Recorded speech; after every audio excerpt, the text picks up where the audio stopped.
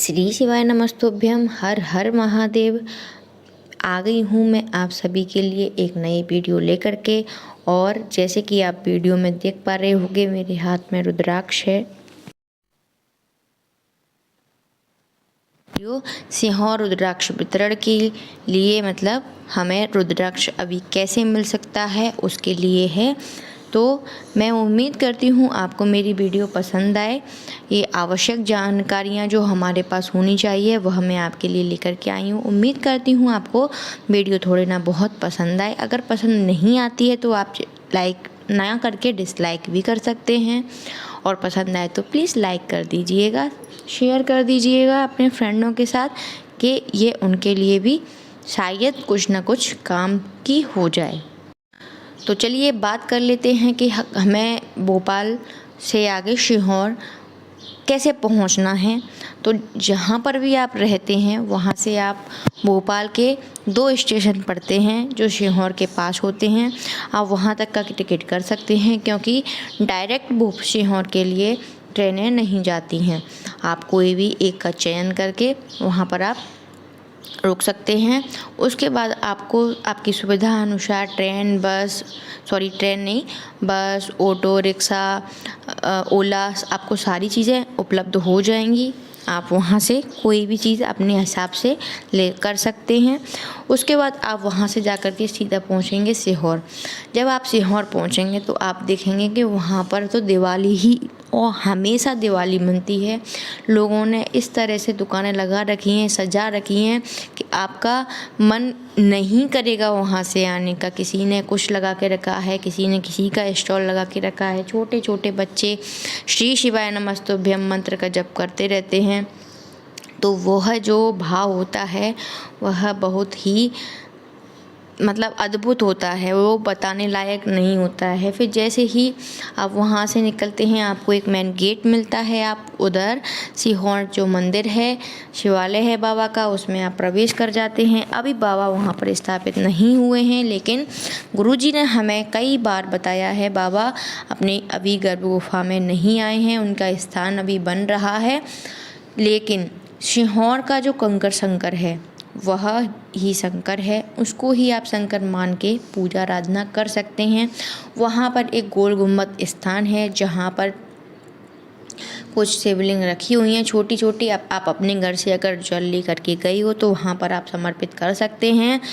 और अगर आप कुछ भी नहीं करना चाहते हो तो किसी भी एक स्थान पर जा कर के बैठ जाइए और बाबा के कोई भी मंत्र का जप, अगर आप माला लेकर के आए हो तो माला फेर के आप जप कीजिए। नहीं लेके आए हो तो पूर्ण मन भाव श्रद्धा, बिना किसी दिखावट के, सिर्फ बाबा को ध्यान में रख के बाबा के नाम का जप कीजिए 108 बार। जितनी बार आपसे हो जाए उतने भाव से आप बाबा को ऐसे बुलाइए कि बाबा बस आपके बुलाने पर दौड़ते हुए आपके पास आ जाएं। इस तरह से हमें अपने बाबा को, अपने पिता को बुलाना है, और यकीन मानिए वो आते हैं। मैं भी आपकी तरह एक आम इंसान हूँ, मैं भी बाबा की भक्त हूँ। ये प्रयास मैंने भी किया है और मैंने इसका आगे प्रत्यक्ष देखा है। बाबा आता है, ऐसा नहीं है नहीं आता, बस हमारा भाव सत्य होना चाहिए। बाबा को हमसे कुछ नहीं चाहिए।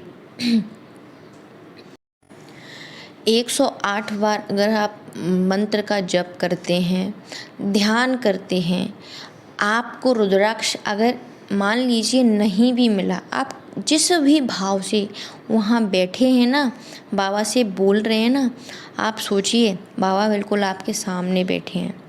आप जो भी मनोकामना लेके गए हैं वह पूर्ण होती ही है। 100% नहीं बोल रही मैं इस चीज़ को, मैं 10% बोल रही हूँ, वो आपकी पूरी होनी ही है। लेकिन हमें पूर्ण भाव श्रद्धा भक्ति के साथ बाबा को बुलाना है, और पूरे आत्मविश्वास के साथ बुलाओ उनको। हे बाबा, हे मेरे पिता, अब आ जाइए, अब हमें आपके बिना नहीं रहा जाता है। बाबा आ जाइए। यकीन मानिए आपको रुद्राक्ष लेने के लिए काउंटर तक जाना भी नहीं पड़ेगा, वो रुद्राक्ष खुद आपके पास आएगा। लेकिन आपकी श्रद्धा, आपके भजन का जो भाव है, वह जो गुरुजी बोलते हैं वह प्रबल होना चाहिए। अगर आपका भजन का भाव प्रबल है, तब मैं आपसे बोल रही हूँ, मैं गुरुजी नहीं हूँ, ना मैं गुरुजी की वाणी, ना मैं गुरुजी के पद तक पहुँच सकती हूँ। मैं एक आम इंसान हूँ।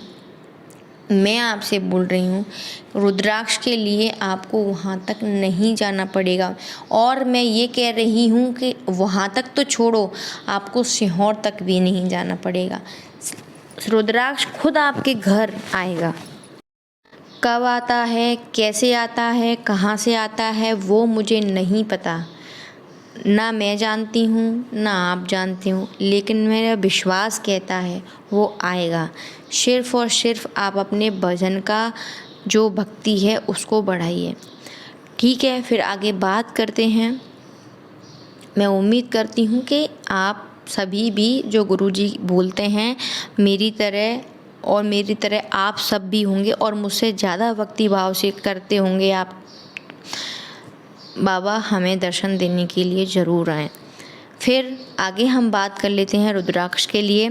तो रुद्राक्ष के लिए हमें आगे ही धाम में काउंटर मिलेगा, जो कि गुरुजी के जो कार्यकर्ता रखे हुए हैं उन्होंने, वहाँ आपको वो मिलेंगे। आप उनसे पहले एक मंत्र का जप करके उन्हें नमस्कार कर सकते हैं। श्री शिवाय नमस्तुभ्यम या नमः शिवाय या ओम नमः शिवाय, जो भी आप बोल सकते हैं वो कार्यकर्ताओं को बोलिए, और उसके बाद बोलिए भैया हमें रुद्राक्ष दे दीजिए। वो रुद्राक्ष आपको पहले आईडी प्रूफ देख करके दिया जाता था, लेकिन अभी ऐसा नहीं है। पहले मेडिकल रिपोर्ट वगैरह दिखा करके दी जाती थी, लेकिन अभी ऐसा भी नहीं है। आप जाओगे, आप वहाँ उपस्थित हो तो वह आप ही का है, आप ही को मिलेगा। आपको वहाँ जाना है, आप जा सकते हैं। आपको रुद्राक्ष बिना किसी रुपए के, बिना किसी दिक्कत के आराम से सुविधापूर्वक प्राप्त हो जाएगा। आप रुद्राक्ष प्राप्त कर सकते हैं। चाहो तो आप वहाँ रुक सकते हैं, वहाँ सेवा कर सकते हैं। कुछ आपसे जो बन पड़े, वहाँ गौशाला हैं, आप गायों की सेवा कर सकते हैं। अगर आप घर से फ्री हो करके गए हो, 7-8 दिन का टूर बना के, 4 दिन का टूर बना के, 5, जितना आपके पास समय है आप वहाँ रुकिए।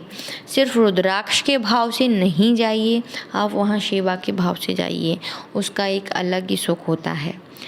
मैं खुद आपसे ये बोल रही हूँ कि मुझे पता है। आपसे अगर बन पड़ता है, ज़्यादा दिन नहीं तो 2 दिन, 1 दिन आप रुकिए, गाय की सेवा कीजिए। वहाँ कई भक्त आते हैं, आपसे सेवा बन जाए तो आप भक्तों की सेवा कीजिए।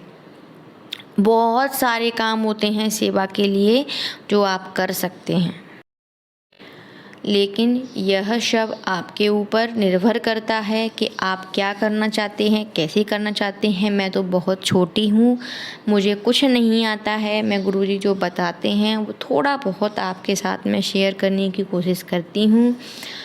हम भी आप ही की तरह हैं और उम्मीद करते हैं कि आप भी मुझे अपना समझेंगे और अपना समझ करके मुझे थोड़ा आगे ले करके जाएंगे। उम्मीद करती हूँ। इसी के साथ में मैं विदा लेती हूँ, और एक बार बाबा के मंत्र का जप हम सभी पूर्ण भाव से करते हैं। श्री शिवाय नमस्तोभ्यम, श्री शिवाय नमस्तो, श्री शिवाय नमस्तोभ्यम, श्री शिवाय नमस्तोभ्यम, श्री शिवाय नमस्तोभ्यम। बोला सब दुख काटो म्हारा, ओ भोला सब दुख काटो म्हारा। शिव शंकर जपूं तेरी माला, भोले बाबा जपूं तेरी माला, भोला सब दुख काटो म्हारा, हो भोला